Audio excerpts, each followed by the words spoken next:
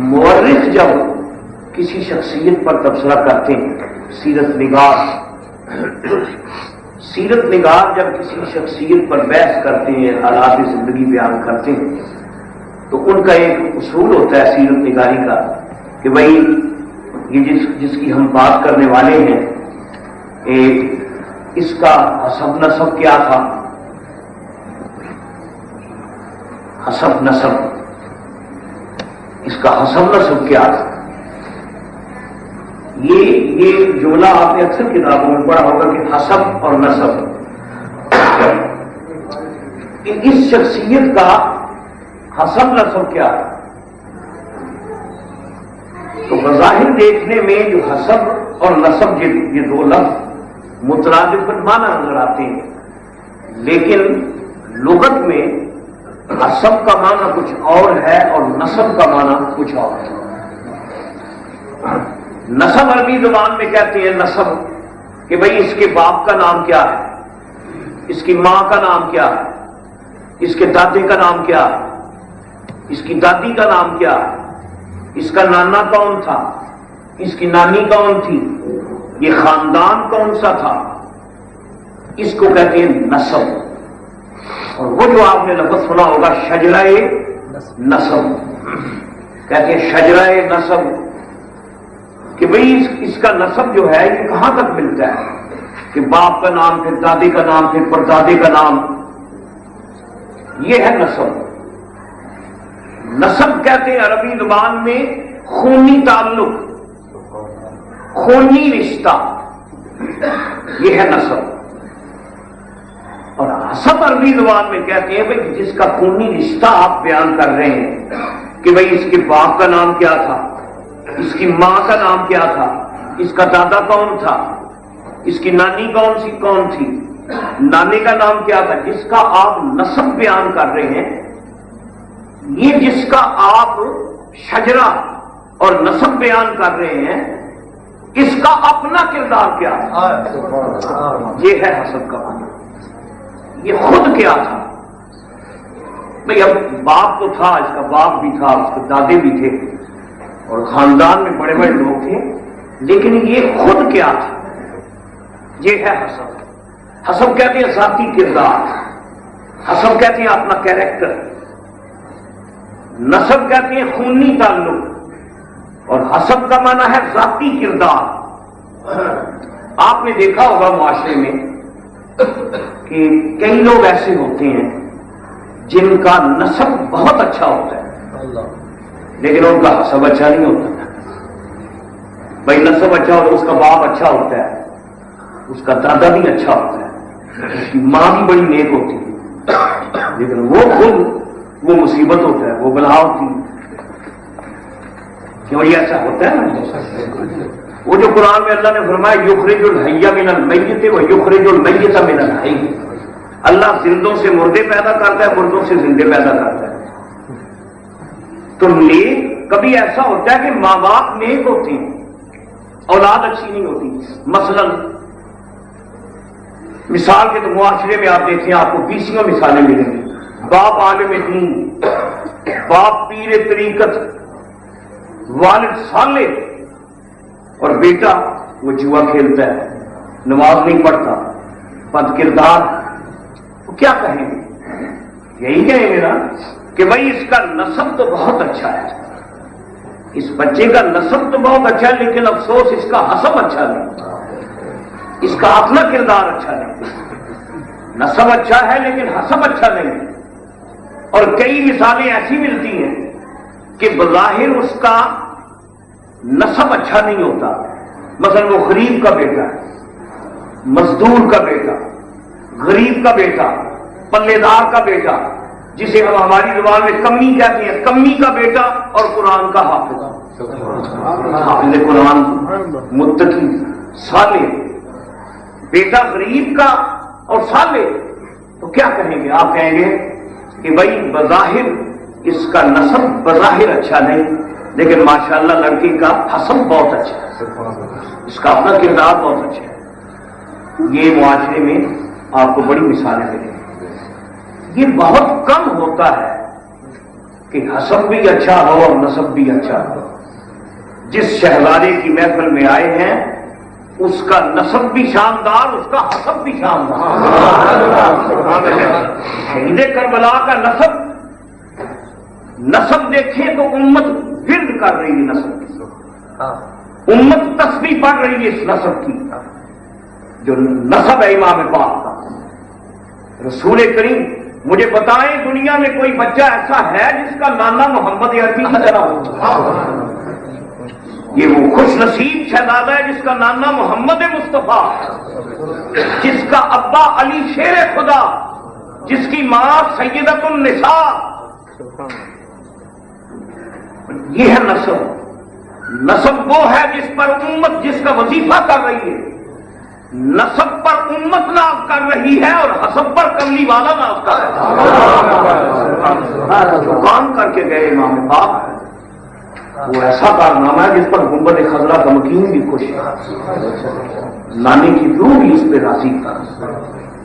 ان کا نسب بھی اچھا، ان کا حسب بھی اچھا.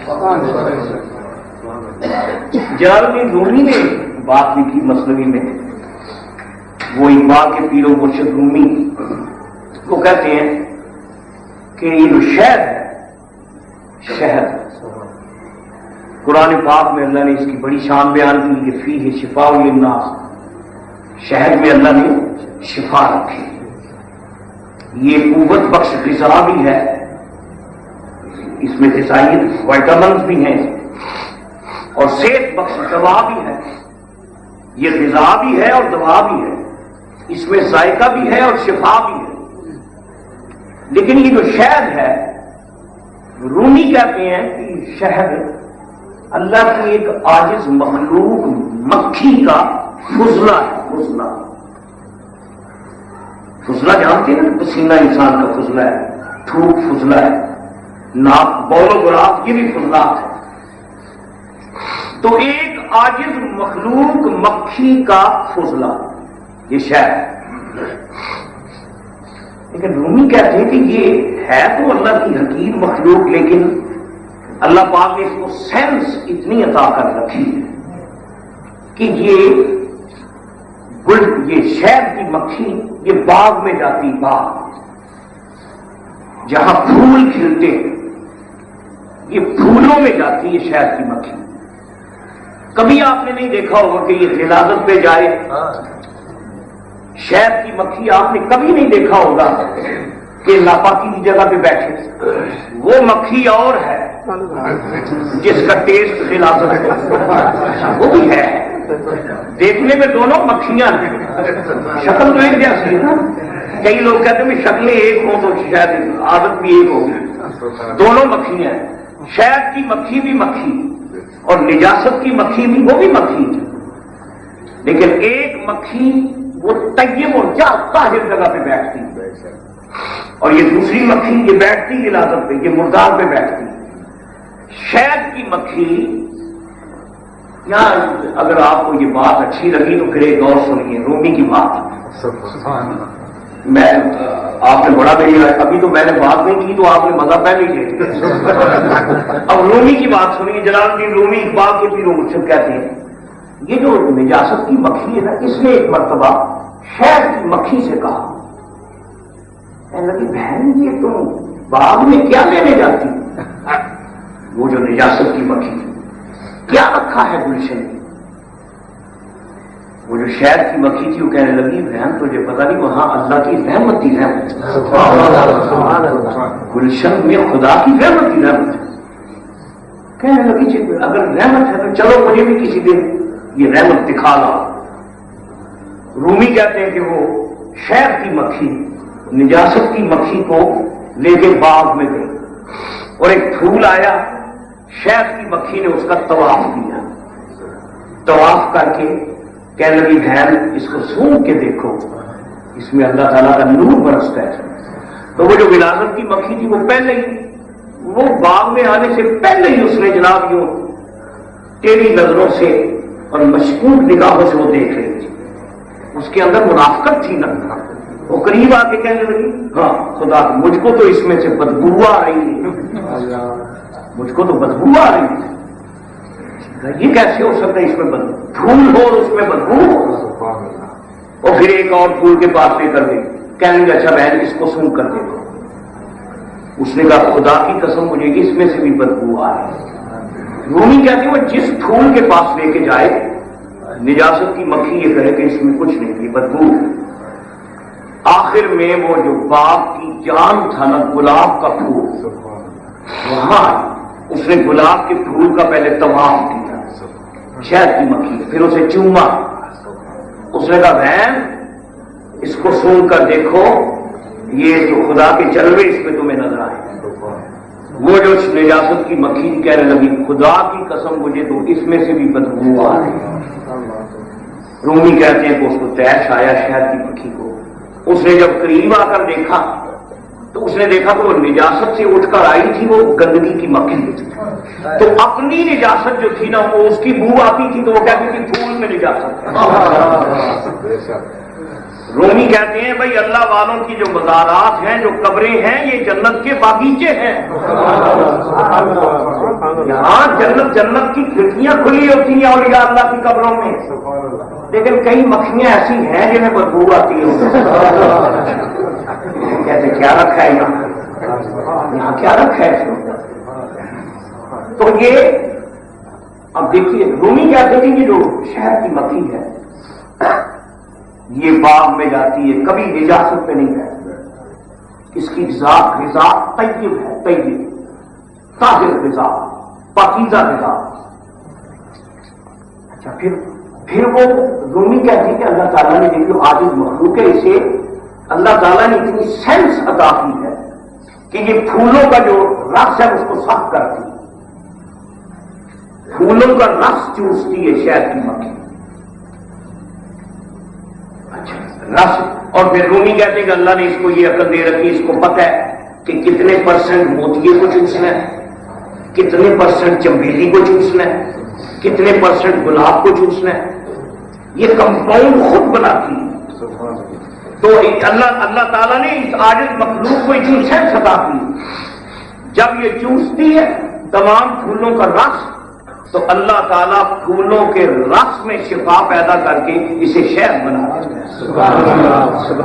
یہاں پھر ایک رومی صاحب کی جن کی رومی مسلم میں لکھتے ہیں کہ کسی اہل، یہ تمثیل ہے، کسی نے کہا شہد کی مکھی سے کہ بھئی یہ جو رس ہوتا ہے پھولوں کا یہ تو کڑوا ہوتا ہے، پھولوں کا رس ہے کڑوا اور تمہارا شہد ہوتا ہے میٹھا، تو یہ کڑواہٹ مٹھاس میں کیسے تبدیل ہو جاتی ہے؟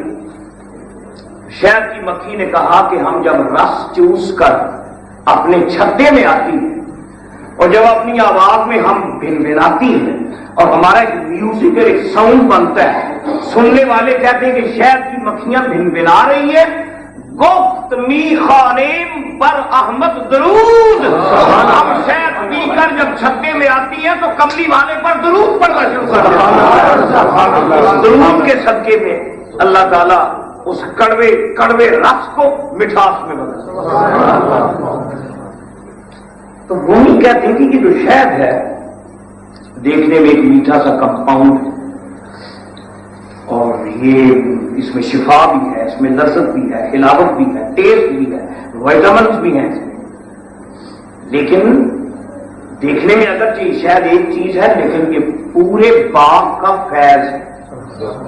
اگر گلاب نہ ہوتا تو شہد کبھی نہ بنتا، اگر چمبیلی کا پھول نہ ہوتا شہد کبھی نہ بنتا، اگر یہ پھول نہ ہوتے تو شہد کبھی نہ بنتا۔ جلال الدین رومی کہتے ہیں کہ یہ جو حسین ہے جو امت میں نبی پاک کا نواسا، کربلا میں وہ کام کر گیا کہ پوری امت کو شفا دے دی اور اسلام کو زندہ کر دیا۔ یہ جو حسین ہم کو نظر آ رہے ہیں یہ ہے نبوت کا شہد۔ اگر محمد مصطفیٰ کا غلام نہ ہوتا کبھی حسین نہ ہوتا۔ رسول کریم کا فیض ہے، یہ فاطمہ الزہرا کا فیض ہے، یہ حیدر کرار کا فیض ہے، یہ حیدر کی لوریوں کی تاثیر ہے، یہ محمد عربی کی شب بیداریوں کی تاثیر ہے۔ پورے خاندان کا نچوڑ اور ڈائجسٹ اور خلاصہ امام حسین کی صورت میں اللہ نے عطا فرمایا۔ یہ فیض ہے خاندان نبوت کا۔ اور یہ بھی ایک اصولی چیز ہے. یہ ایک لاجک کی بات ہے. آپ نے دیکھا ہوگا کہ کئی بچے ایسے ہوتے ہیں جو اپنے آباء و اجداد کی مکمل تصویر ہوتی ہے. ہم نے آپ نے سب کانٹیننٹ میں دیکھے کچھ خاندان ایسے ہیں جن میں حکیم ہی پیدا ہو رہے ہیں. حکیم ہی حکیم، نسل در نسل حکیم پیدا ہوتے ہیں. ہمارے پاکستان میں ایک فیملی ہے جہاں کرکٹر پیدا ہوتے. کرکٹر، دادا بھی کرکٹر، چاچا بھی کرکٹر. یہ حنیف محمد فیملی جو ہے، حنیف محمد اور اس کا بیٹا بھی کرکٹر. کچھ خاندان اور کئی خاندان ایسے ہیں جن میں الحمدللہ علماء پیدا ہوتے ہیں. دادا بھی عالم، باپ بھی عالم، بیٹا بھی عالم. خاندان میں علماء پیدا ہوتے ہیں. تو یہ فیملی مصطفیٰ کی فیملی وہ ہے جس میں عابد بھی عابد پیدا ہوتے ہیں، اس میں شہید پیدا ہوتے ہیں، اس میں زاہد پیدا ہوتے ہیں، اس میں عابد. یہ فیض ہے جناب محمد مصطفیٰ کی نبوت کا. چنانچہ آپ دیکھیں ابھی باتیں تو کربلا کی ہوتی رہیں گی آئندہ محفلوں کے. امام علی مقام کے نانا جناب محمد مصطفیٰ، میرا سلام عقیدت، میرا سلام عقیدت ہو اس گھرانے کو. یہ گھرانہ مصطفیٰ کا خاندان. میرا سلام عقیدت، میرا سلام عقیدت ہو اس گھرانے کو. حسین پال کے جس نے دیا زمانے کو. حسین پال کے جس نے دیا زمانے کو. نعرہ تکبیر، اللہ اکبر، نعرہ خالد یا رسول اللہ، متوجہ کا. یہ خاندانی تاثیر دیکھیں. امام علی مقام کے نانا جان ہمارے آقا مولا جناب رحمت للعالمین، آپ کی زندگی پڑھ کر دیکھیں اور کربلا کا واقعہ موازنہ کریں. آپ کو امام پاک کے کردار میں بوئے نبوت آئے، آپ کو خوشبو آئے گی رسول پاک میں امام پاک کے کردار. پہلی بات دیکھیے جو نانے کی بات تھی، حضور رحمت عالم کی بات. میری سرکار دو عالم نے جب نبوت کا اعلان کیا تو آپ نے کسی مصلحت اور دیسی سے کام نہیں لیا.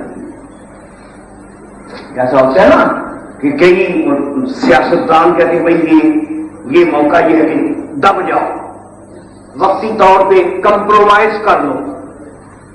یہ کمپرومائز کا لفظ تو ہم چلتے ہیں نا، آئیے کمپرومائز کر لیں، کچھ آپ مان لیں کچھ ہم مان لیتے ہیں. یہ سیاستدان تو ایسا کرتے ہیں کمپرومائز، کچھ بات کچھ چھوڑ دیں کچھ لے لیں.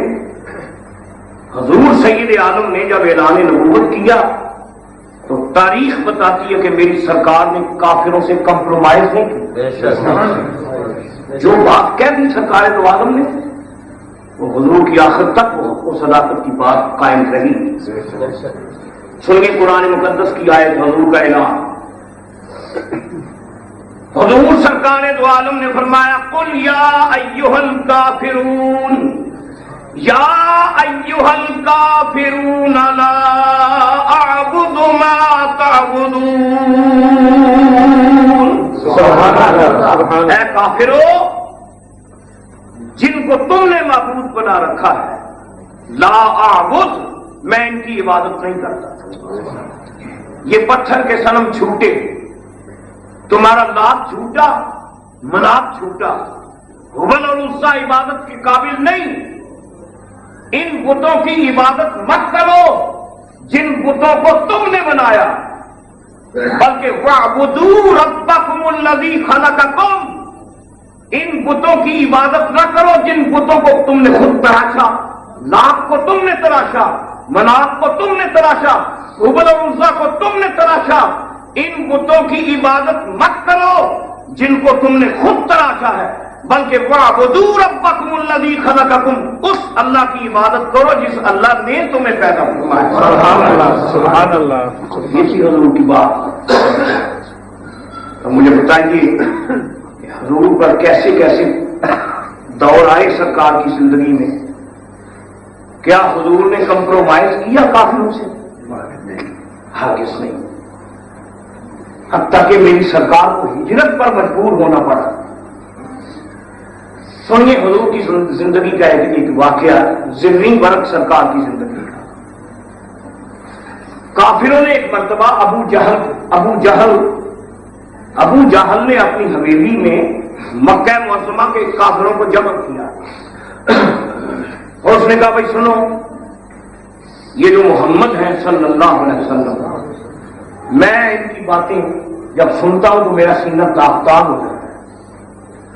انہوں نے ہمارے بتوں کا طلسم توڑ دیا، میں نے اس لیے جمع کیا، اٹھو اور اٹھ کر محمد سے بدلہ لو صلی اللہ علیہ وسلم۔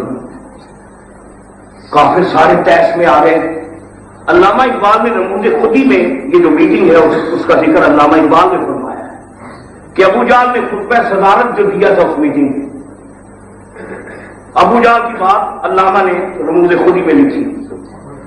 اس نے کہا کہ سینہ ماں از محمد داغدار، ہمارا سینہ محمد کی وجہ سے چھلنی ہو چکا ہے، ہم برداشت نہیں کر سکتے اس کی توحید کے اعلان کو۔ سینہ ماں از محمد داغدار اور ازدم او کا بارا گل شد چراغ، اگر تم میں غیرت باقی ہے تو اٹھو اور اٹھ کر محمد سے بدلا صلی اللہ علیہ وسلم۔ بتاؤ تمہاری کیا تجویز ہے، کس طرح نپٹے؟ تو روایت میں آتا ہے کہ ایک اٹھا کافر کہنے لگا جناب بات یہ ہے، میری تجویز یہ ہے کہ حضرت محمد صلی اللہ علیہ وسلم کو کسی کمرے میں بند کر دیں اور لاک کر دیں، نہ کھانے کے لیے انہیں روٹی دیں نہ پینے کے لیے پانی دیں، بھوکے رہیں گے پیاسے رہیں گے تو خود پانی مانگیں گے کھانا مانگیں گے تو اپنے موقف سے دستبردار ہو جائیں گے۔ یہ سوچ تھی کافر کی کہ نبی کھانے پینے کا محتاج ہے، یہ ان کافروں کی سوچ تھی نا۔ ان کو کیا پتا کہ وہ بھی تو عند ربی ہو یطعمنی و یسقینی، حضور فرماتے ہیں میں رات کو اللہ کے پاس ہوتا ہوں، میرا رب مجھے کھلاتا پلاتا ہے۔ یہ تو کافر کی سوچ ہے نا، ان کو لاک کر۔ ابو جہل کہنے لگا یہ بات تو تمہاری اچھی ہے لیکن اس میں ایک اندیشہ ہے۔ کیا؟ وہ کہنے لگا کہ محمد اتنے بڑے جادوگر ہیں، اگر ہم نے کسی کمرے میں بند کیا تو کمرے کی دیواریں محمد پر درود پڑنا شروع کر دیں، سب کو پتہ چل جائے گا کہ حضور اس کے اندر ہے۔ کوئی اور بات بتاؤ۔ ایک اور کافر بولا، وہ کہنے لگا ان کو قتل کر دو، حضور کو قتل کر دیا جائے۔ ابو جہل نے کہا بات تو ٹھیک ہے لیکن کیا کریں، برادری کا اپنی برادری کا ہے، اگر ہم نے قتل کیا تو تلواریں نیام سے نکلی تو قیامت تک نیام میں واپس نہیں جائیں گی، یہ بھی ابھی مشکل ہے، فی الحال یہ نہیں ہو سکتا۔ تو حضور کی سیرت میں آتا ہے کہ انہوں نے صرف مشورہ یہ کیا کہ حضور کے جو چچا ہے نا ابو طالب، جن کے پاس حضور رہتے ہیں، انہیں جا کر ڈراتے اور دھمکاتے کہ روک لو اپنے بھتیجے کو۔ تو حضور سرکار دو عالم کے خلاف وہ سارے مشرک اکٹھے ہو کر جناب ابو طالب کے پاس گئے اور جا کے کہنے لگے ابو طالب پانی سر سے گزر چکا ہے، ہم کب تک اپنے خداؤں کی توہین برداشت کریں گے، اپنے بھتیجے کو روکو ورنہ ہماری تلواریں اپنے بتوں کی عزت کے لیے نیام سے نکلی تو قیامت تک ہم یہ تلواریں نیام میں نہیں ڈالیں گے۔ تو حضور کی سیرت میں آتا ہے کہ ابو طالب کثیر العیال تھے، ضعیف العمر تھے، کہنے لگے یارو تیش میں نہ آؤ، میں تمہارے سامنے محمد کو بلاتا ہوں صلی اللہ علیہ وسلم، اور تمہارے سامنے بات کرتا ہوں، جو بات کرنی ہے سامنے کر۔ حضور کو بلایا گیا وہاں، تو اس حویلی میں سارے کافر بڑے بڑے سردار وہ حضور کو تشکیل کا میز نگاہوں سے دیکھ رہے تھے۔ منافق کی جو نظر ہوتی ہے وہ نظر سے ہی پہچانا جاتا ہے، عاشق نگاہ سے پہچانا جاتا ہے، منافق بھی اپنے چہرے سے پہچانا جاتا ہے۔ تشکیل کا میز نظروں سے حضور کو دیکھ رہے تھے سارے کافر۔ حضور نے فرمایا چچا جان مجھے آپ نے یاد فرمایا ہے، کیا حکم ہے؟ مورخ اسلام حفیظ نے شاہنامے میں یہ ساری داستان، شاہنامہ اسلام، وہ کہتے ہیں چچا نے پگڑی اتاری ابو طالب نے اور یوں گلے میں ڈالی، اور ایک پلو ایک ہاتھ میں پکڑا دوسرا دوسرے ہاتھ میں، اور یوں سرکار کے سامنے ابو طالب ہاتھ جوڑ کر کھڑے ہو۔ ابو طالب نے کہا تم اپنے دین کی تبلیغ کو رہنے دو جانے دو، یا محمد یہ جو آپ دین کی باتیں کرتے ہیں فی الحال ہے، ابھی موقع یہ حالات کا تقاضا ہے کہ یہ باتیں چھوڑ دیں۔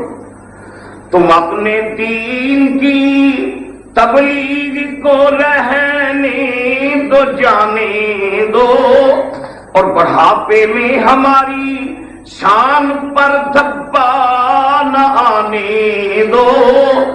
بیٹا میں بوڑھا ہو چکا ہوں، ضعیف العمر ہوں، کثیر العیال ہوں، میں کب تک تمہارا ساتھ دوں گا؟ بیٹیا میری ہمت جواب دے، میں بوڑھا ہوں، اکیلا کوئی عرب سے لڑی نہیں سکتا، اگر میں اڑ بھی جاؤں تو قبیلہ اڑی نہیں سکتا۔ بیٹا یہ دیکھو مکے کا فلاں سردار، یہ مکے کا فلاں سردار، یہ فلاں علاقے کا چودھری، بیٹا یہ سارے اکٹھے ہو کر آ گئے، میں اکیلا کس کا مقابلہ کروں؟ میں بوڑھا ہوں اکیلا کل عرب سے لڑی نہیں سکتا، اگر میں اڑ بھی جاؤں تو قبیلہ اڑی نہیں سکتا۔ بیٹا میری لاج رکھنا اور بیٹا مجھے مایوس نہ کرنا۔ یہ سب جمع ہو کر آ گئے ہیں اپنے بتوں کی خاطر، فی الحال اپنے لا الہ الا اللہ کو چھپا کر۔ یہ چچا نے حضور سے کہا میری سرکار کو ہے وقار بن کر کھڑے۔ حضور نے فرمایا چچا جان کوئی اور حکم، کوئی اور بات؟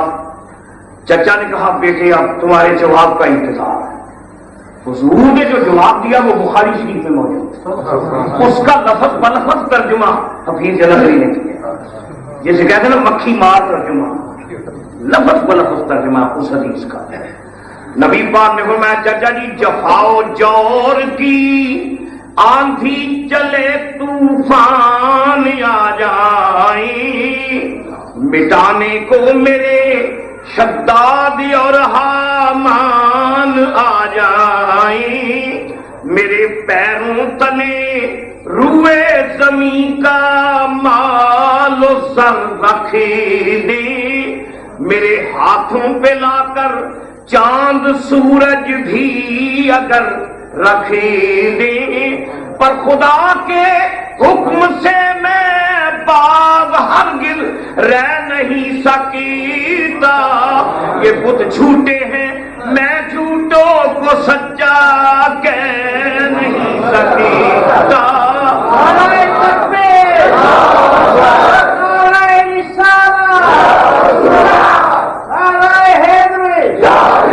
حضور نے فرمایا چچا یہ تو عرب کے سردار ہیں، ساری دنیا کے شداد ایک طرف، ساری دنیا کے حامان ایک طرف، ساری دنیا کے شیطان ایک طرف، ساری خدائی ایک طرف، فضل الہی ایک طرف، میں اب بھی ڈنکے کی چوٹ کہتا ہوں چچا جی ان کے پتھر کے صنم جھوٹے ہیں، سچا محمد کا پروردگار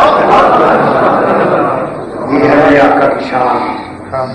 وہ جو اقبال نے کہا تھا کہ آئین جواں مردہ حق گوئی و بے باقی، اللہ کے شیروں کو آتی نہیں ہوگا، یہ مصلحت اندیشی یہ پالیسی بازی، یہ پالیٹیشن، یہ سیاستدانوں کا کام ہے۔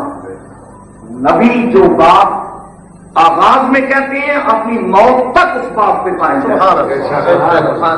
جب حضور نے یہ بات کی نا، چچا نے، وہ عرب سرداروں نے کچھ اور سوچا تھا کہ آج ہم میدان مار کے نکلیں گے۔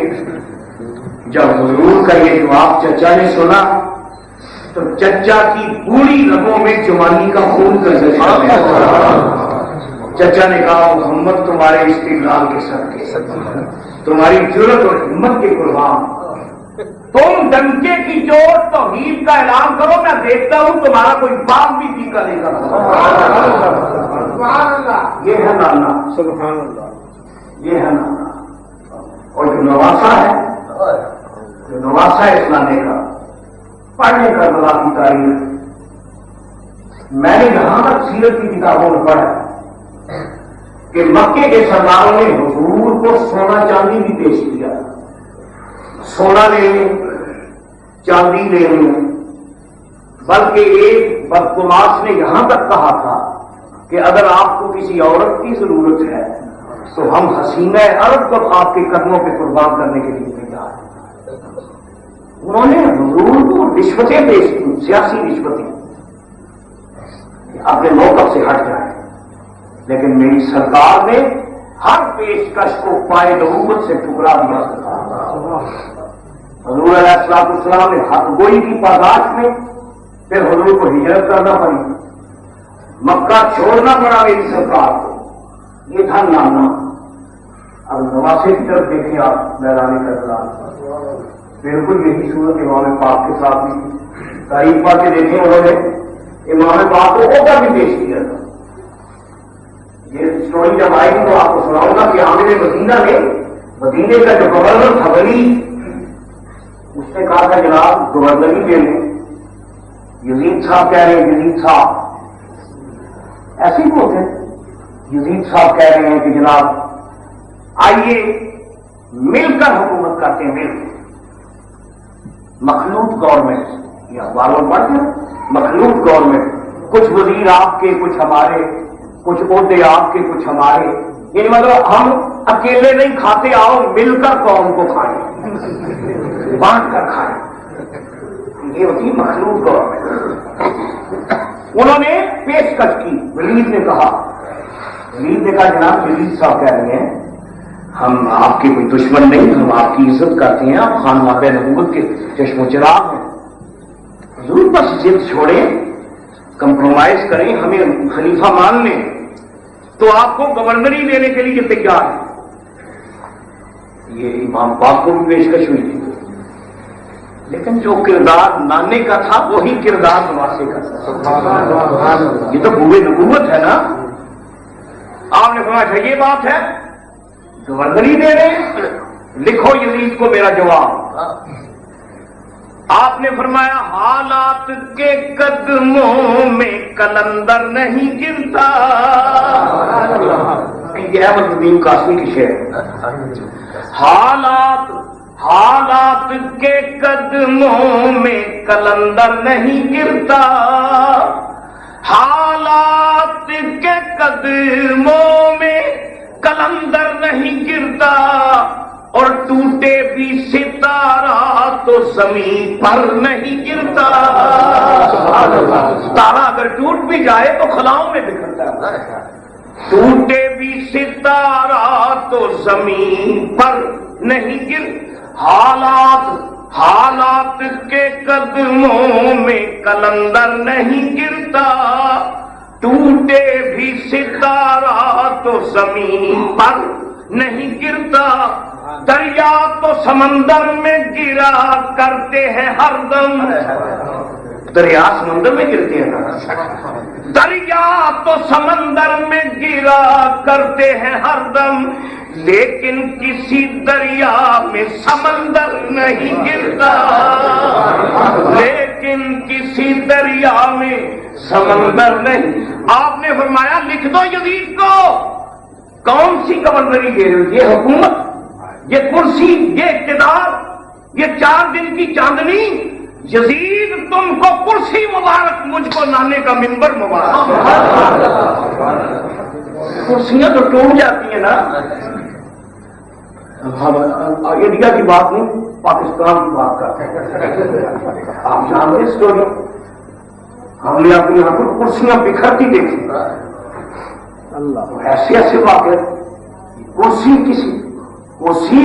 کسی کے ساتھ وفا نہیں کرتی، کرسیاں ٹوٹ جاتی ہیں، اقتدار بکھر جاتے ہیں، لیکن مصطفیٰ کا منبر قیامت تک سلامت ہے۔ مجھے اچھی طرح یاد ہے میرے والد صاحب سلطان العظیم، یہ ایوب صاحب کے زمانے کی بات ہے،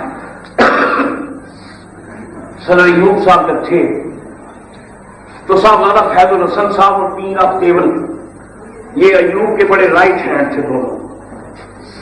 پیر آف تیول کوٹی لوہارا میرے ابا جی کے پاس آئے، کہنے لگے مولانا سیالکوٹ میں جو ایک سیٹ ہے صوبائی، وہ جناب آپ اگر کھڑے ہوئے تو آپ بلا مقابلہ ہو جائیں گے۔ تو ایوب کے رائٹ ہینڈ تھے پیر لیول، تو جناب آپ پاس صلاحیت ہے، روشن دماغ ہے، تو آپ کو قبول کریں۔ تو ابا جی میں پاس بیٹھا ہوا تھا، ابا جی فرمان لگے پیر صاحب اگر میں ہو گیا تو کیا بن جاؤں گا؟ یا ممبر بن جائے گی، ممبر اسمبلی، ممبر۔ آپ فرمانے لگے جو ممبر اتنی محنت کے بعد بننا ہے، ہر جمعے ممبر تو میرے پاؤں کے نیچے ہوگا، ہر جمعے ممبر میرے پاؤں کے نیچے ہوگا، تو مجھے ایسے ممبر بننے کی ضرورت نہیں، اس کا اعتبار ہی کوئی۔ تو گزارش یہ ہے کہ یہ ہے خاندانی تقسیم۔ جو بات سید حق گوئی دیکھیے، حضور نے یہی فرمایا تھا نا، کافروں تمہارے بت جھوٹے ہیں، یہ بات حضور نے کہی۔ ہجرت قبول کر لی، لیکن حضور نے اپنے موقف سے حضور دستبردار نہیں ہوئے۔ یہی بات نواسے میں ہم نے دیکھی، میدان کربلا میں کہہ دیا کہ یزید اس قابل نہیں، میں اس قابل نہیں سمجھتا کہ یزید منبر رسول پر بیٹھے۔ تو حضور سید عالم نے ہجرت فرمائی مکے سے مدینے، اور تاریخ نے الٹا چکر کھایا، نانا بھی ڈٹ گیا حق پر، نواسا بھی ڈٹ گیا حق پر۔ حضور نے مکے سے مدینے ہجرت فرمائی، امام پاک نے حق گوئی کی پاداش میں مدینے سے مکے کی طرف ہجرت فرمائی۔ امام پاک مدینے سے مکے گئے تھے اور حضور مکے سے مدینے آئے تھے۔ تو آپ دیکھیں کہ جو کردار ہمیں حضور کا نظر آتا ہے وہی کردار شہید کربلا کا۔ یہ ہے فیضان نبوت، یہ ہے تربیت، یہ ہے دودھ کا اثر، دودھ خون کی تاثیر۔ یہ جو نانا تھے نا، امام پاک کی جو نانی تھی نا، خدیجۃ الکبریٰ رضی اللہ تعالیٰ عنہا، ام المومنین، آبرو اسلام، خاتون مکہ، اور پورے مکے میں حضرت خدیجۃ الکبریٰ کی تجارت اور دیانت کی دھاک بیٹھی ہوئی تھی۔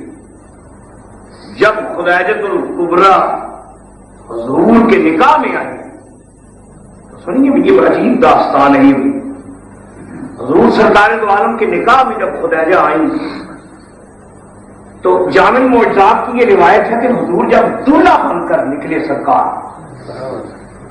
اللہ، یہ جنت کا دولہا جب خدیجہ کے آنگن میں آیا، شب اسرا کا دولہا سیدہ خدیجۃ الکبریٰ کے صحن میں جب حضور کی بارات آئی تو ہر دولہے کے ساتھ ایک دوست ہوتا ہے جب شادی ہوتی ہے۔ ہمارے پاکستان کی بات ہے، وہاں دولہے شرم اور حیا والے ہوتے ہیں۔ انگلینڈ کا مجھے پتا نہیں، ادھر تو ادھر تو فرینک ہے نا، سارے ایکسپیرینس دولہے ہیں نا ادھر، وقار دولہے، لیکن وہاں شرمیلے ہوتے ہیں۔ وہ شادی کے دن اس نے رومال ہی منہ پہ رکھا ہوتا ہے، وہ بیچارہ بولتا ہی نہیں، تو جو بھی بات ہوتی ہے اس کے ساتھ ایک دوست ہوتا ہے جو اس کے ساتھ چلتا ہے۔ تو وہ جب وہ کوئی لینا دینا ہو، اگر دودھ پینا پلانا، وہ جوتی چھپاتے ہیں، خدا جانے کیا کیا ہوتا ہے، تو وہ دوست اس کی مدد کرتا ہے۔ اس روایت میں آتا ہے جب حضور دولہا بن کر نکلے، حضور کے ساتھ بھی دوست تھا جس کا نام تھا صدیق اکبر، یہ حضور کے ساتھ سیدنا صدیق اکبر کا ہاتھ حضور کی پشت پر تھا. خدیجہ الکبریٰ نے 100 غلام اور 100 کنیزیں، یہ جامع معجزات کی روایت، وہ تو ملینر تھی خدیجہ الکبریٰ. 100 غلام اور 100 کنیزیں دروازے میں تو رویا قطار بن کے کھڑے کر دیے غلام، اور گلاب کے پھولوں کی پتیاں پلیٹوں میں دے کر خدیجہ نے کہا جب دولہا آئے گا میرے گھر میں تو دولہا تمہارے درمیان سے گزرے گا، تم ولیل کی زلف پر گلاب کی پتیاں پھینک. تو وہ جو غلام اور کنیزیں تھیں وہ حضور پر پھولوں کی پتیاں نچھاور کر رہی ہیں. اور خدیجہ نے کہا جب دولہے کا دایاں پاؤں میری دہلیز میں دایاں پاؤں جب دولہا رکھے گا تم سب کو میں آزاد کروں. 100 غلام اور کنیزیں دروازے میں داخل ہونے سے پہلے ہی خدیجہ نے آزاد کر دی حضور کی خوشی میں. جب حضور سین میں آئے تو وہاں کے روایات میں بھی آتا ہے کہ سونا چاندی اور وہ ہیرے جواہرات کے ڈھیر لگا رکھے تھے خدیجہ الکبریٰ نے. تو پہلی بات جو ام المومنین نے حضور سے کی تھی وہ یہ تھی، ام المومنین نے کہا میرے سرتاج محمد صلی اللہ علیہ وسلم، یہ سونا، یہ چاندی، یہ غلام، یہ کنیزیں اور یہ مال و منال اور یہ جو غلے گودام ہیں، یہ کھجوروں کے گودام اور یہ میرے منشی اور جو کچھ بھی میرے جتنا بھی بیلنس ہے، آج کے بعد ان کی مالک میں نہیں، یہ سب مال کے مالک آپ، سب کچھ آپ. یہ ام المومنین نے حضور سے کہا کہ آپ مالک ہیں. یہ ہے مومنوں کی ماں کا عقیدہ کہ کملی والا سب کا مالک ہے. یہ ہماری ماں کا عقیدہ ہے. یا رسول اللہ آپ مالک ہیں. حضور نے مسکرا کر فرمایا خدیجہ یہ بات تم یہ رسمن کہہ رہی ہو، رسمی طور پہ باتیں رسمن ہوتی ہیں. رسمن بھیا کیا حال چال ہے پوچھتے ہیں ہنس کر، اندر سے دشمنی ہوتی ہے اور باہر سے کہتے ہیں کیا حال چال ہے. یہ رسمن باتیں ہوتی ہیں. آپ کہہ دیجیے میری جان تجھ پہ قربان کہتے ہیں، اور صدقے. تو جب مشکل وقت آتا ہے تو صدقے کہنے والا سب سے آگے بھاگ رہا ہے کہتا ہے صدقے. یہ رسمن ہوتی باتیں. حضور نے فرمایا خدیجہ یہ بات جو تم کر رہی ہو کہ یہ سونا چاندی مال منال سب میرا، یہ دل سے کہہ رہی ہوں کہ رسمن کہہ رہی ہے. ام المومنین نے کہا یا محمد میں نے اپنی جان آپ کے حوالے کر دی، تو یہ مال کی حیثیت کیا ہے؟ میرا سب کچھ آپ کا ہے. حضور نے فرمایا میں مالک ہوں. ام المومنین نے کہا آپ مالک ہیں سب کے، میں جس طرح چاہوں تصرف کروں. خدیجہ نے کہا میرا کام آپ تجارت کرنا نہیں، میرا کام تو آپ کی خدمت کرنا. میں تو آپ کی داسی اور باندی بن چکی، یہ سب کچھ آپ کا ہے.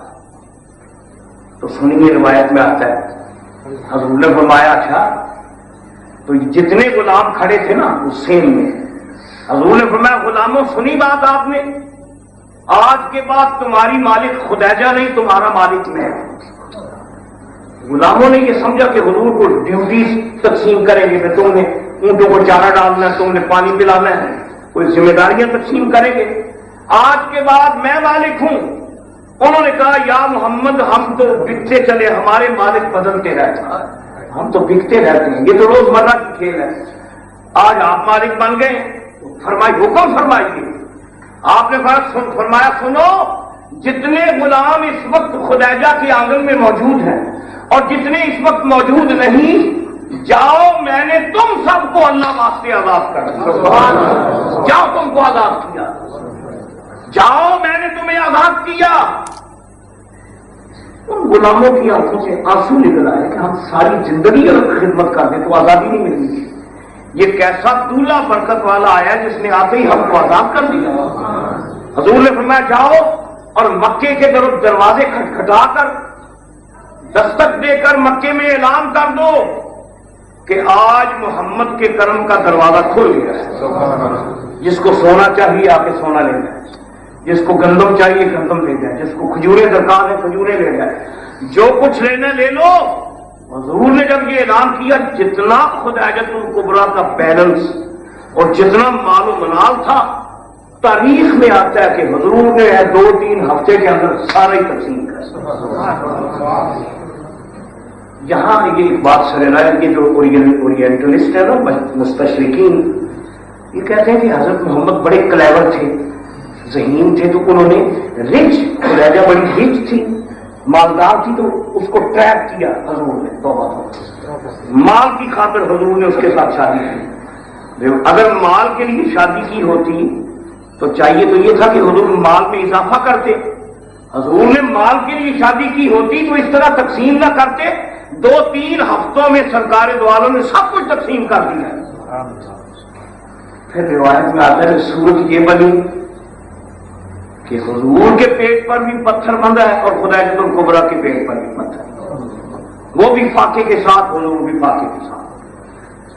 ایک روایت ہے کہ 14ویں رات کا چاند چمک رہا تھا اور خدیجۃ الکبریٰ زمین پر لیٹی ہوئی تھی اور حضور بھی زمین پر لیٹے ہوئے تھے۔ حضور نے فرمایا خدیجہ ایک بات تو بتاؤ۔ ام المومنین نے کہا حضور فرمائیے۔ حضور نے فرمایا خدیجہ تم تو مکے کی شہزادی تھی اور تم تو خاتون مکہ تھی، اتنا مال منال میں نے سب کچھ تقسیم کر دیا، اب یہ صورت ہے کہ تم بھی فاقے کے ساتھ ہے، میں بھی فاقے کے ساتھ ہوں، میں بھی زمین پر لیتا ہوں، تو نہ تمہارے بستر رہے، نہ وہ لگژری لائف رہے، نہ وہ تمہارے کمفرٹ رہے، سچ سچ بتانا خدیجہ کہیں مجھ پر ناراض تو نہیں تم؟ یہ حضور نے فرمایا کہ آخر دنیا کا مال انسان اسی کے لیے تو سب کچھ کرتا ہے، تو خدیجہ میں نے تو سب کچھ لٹا دیا، ناراض تو نہیں؟ ام المومنین کا جواب سنتے خدیجۃ الکبریٰ نے کہا یا محمد، یہ جو کچھ آپ نے تقسیم کیا ہے اس کو اگر 10 کے ساتھ ضرب دیں، اس سے اگر 10 ٹائمز مال زیادہ ہوتا وہ بھی آپ تقسیم کر دیتے، اگر اس سے کئی گنا زیادہ سونا چاندی ہوتا وہ بھی آپ تقسیم کر دیتے، وہ تو واللیل کی ظلم کی قیمت نہیں بنتی۔ یہ آپ کیا کہہ رہے ہیں؟ آپ کے قدموں پر تو یہ اسلام پر ایثار، خلوص، محبت، یہ شہید کربلا کو خون میں ملی تھی۔ بھائی نانی نے سونا قربان کیا، نانی نے چاندی قربان کی، نانی نے مال و دولت قربان کیا، میدان کربلا میں امام حسین نے اپنا خاندان ہی قربان کر دیا، امام علی مقام نے علی اصغر کی جوانی قربان کر دی، علی اصغر کا بچپن قربان کر دیا، اون و محمد کا بچپن قربان کر دیا۔ امام علی مقام کی روح نے کہا نانی خدیجہ آپ نے سونا چاندی اسلام پر اور پیغمبر اسلام پر قربان کیا تھا، میں آپ کا مقدس خون ہوں، آپ کی اولاد ہوں، آپ نے مال قربان کیا تھا، میں اپنی آل قربان کر رہا ہوں۔ مال بھی دین پر قربان اور آل بھی دین پر۔ یہاں ایک بات یاد رکھیں کہ جو قیمتی چیز ہوتی ہے انسان کے پاس، انسان اس کا تحفظ کرتا ہے، قیمتی چیز کو بچاتا ہے انسان۔ مثلاً آپ کہیں سفر کر رہے ہیں، آپ یہاں سے جب انڈیا جاتے ہیں یا پاکستان جاتے ہیں تو پہلے ڈر ہوتا ہے بھی اگر وزن زیادہ ہو گیا تو کرایہ بہت لگے گا، تو پہلے آپ اسے توڑتے ہیں، جب آپ دیکھتے ہیں بھائی یہ تو 10-12 کلو زیادہ ہے وزن، تو پھر جو سامان آپ سمجھتے ہیں نا اتنا قیمتی نہیں، اس کو نکالتے ہیں، اس کو نکال کے وزن پورا کرتے ہیں۔ جو سب سے پیاری چیز ہوتی ہے اس کو کبھی آپ نہیں نکالتے، اس کو کیونکہ وہ آپ نے اس کو لے جانا ہوتا ہے۔ آپ دیکھیے کشتی پر اگر آپ سوار ہوں، خدا نخواستہ پر لہریں اٹھیں، طوفان اٹھے، تو اگر وہ کشتی والے کہیں بھائی اس پر وزن زیادہ ہے تو وزن کم کرو، آپ پرواہ نہیں کریں گے، آپ کہیں گے اپنی جان عزیز ہے، سونا ہے وہ بھی پھینک دیں، ٹیچی کیس بھی پھینک دیں، جتنا سامان ہے پھینک دو سمندر میں، جان کو بچاؤ۔ جان چونکہ سب سے زیادہ قیمتی ہے، آپ اپنی جان پر ٹیچی کیس قربان کر دیتے ہیں، اپنی جان پر سونا چاندی قربان کر دیتے ہیں، آتا ہے جب ڈاکو وہ پسٹل دکھاتا ہے، کہتا ہے نکالو جو کچھ ہے، تو آپ کہتے ہیں بھائی جان سے زیادہ تو آپ کہتے ہیں جناب تشریف لائیے، ہمارے پاکستان میں تو ایسے ہی ہوتا ہے، کہتے ہیں جناب تشریف لائیے، یہ ہماری سیف پڑی ہے، یہ چابیاں شوق پورا فرمائیے، ہمیں کچھ نہ کہیں، اپنی جان بچاتے ہیں، مال قربان کر دیتے۔ میدان کربلا میں مجھے آپ بتائیں امام پاک نے کسی جان کو بچایا تھا؟ نہ اپنی جان بچائی، نہ شہزادوں کی جان بچائی۔ کیوں؟ دل والوں نے کہا معلوم ہوا کوئی چیز اتنی بڑی قیمتی تھی جس کو بچانے کے لیے اپنی جان بھی قربان کر دی، اور وہ قیمتی چیز تھی اسلام، تحفظ اسلام، بقائے اسلام، اسلام کے سنہری اصولوں کو باقی رکھنے کے لیے آپ نے کہا ایک علی اکبر کیا ہے ہزاروں علی اکبر قربان، ایک جان حسین کیا ہے ہزاروں جانیں قربان، میں پورا خاندان قربان کر دوں گا لیکن محمد کے دین کو قربان نہیں ہونے گا۔ بات یہ ہے کہ یہ ہے خاندان کی تاثیر ہے جو کہ ہمیں امام پاک میں ہوئے علی اور شان نبی امام کے کردار میں نظر آ رہی ہے، اور یہاں ایک سبق بھی ملتا ہے کہ تربیت اگر اچھی ہو، ماحول اگر اچھا ہو، دنیا والے کہتے ہیں جی خون حسین بڑا رنگین ہے، جملہ بولتے ہیں بڑا رنگین خون ہے، اہل دل نے کہا خون رنگین کیوں نہ ہوتا، فاطمہ کا دودھ بہت حسین تھا، ماں کا دودھ حسین تھا، باپ کی تربیت شاندار تھی، نانے کی لوریوں میں تاثیر تھی، خدائیت الکبریٰ کی وفاؤں میں تاثیر تھی۔ یہ فیض ہے پورے گلشن کا، اسی لیے حضور نے فرمایا الحسین منی و انا من الحسین، حسین مجھ سے ہے میں حسین سے، دین کا بوٹا میں نے لگایا ہے، اس کو اپنا خون دے کے تر و تازہ امام حسین نے کیا۔ انشاءاللہ العزیز باقی مضمون چلتا رہے گا، 9:20 ہو گئے، ختم شریف بھی ہوگا، ختم شریف کے بعد پھر اذان ہوگی، اذان کے بعد سنتوں کے لیے وقت دیا جائے گا، پھر نماز باجماعت ہوگی اور دعا کے بعد ہی محفل ختم ہوگی۔ آخر دعوانا الحمدللہ۔